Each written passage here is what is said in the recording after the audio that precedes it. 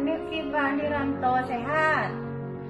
Alhamdulillah sehat sih mak. Kon pernah masalah. Adik nih pegah mak orang rayanya nganjir adik uang kampung. Sebab pemerintah lagi larang nganjir uang kampung karena masa virus corona. Tapi mama dengar di kampung ada virus corona.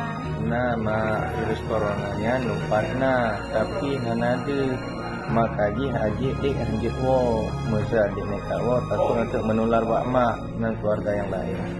Ya Allah, lebih berbagah-gagah virus corona.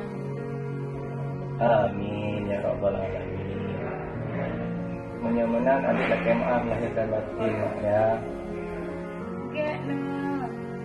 Mak laki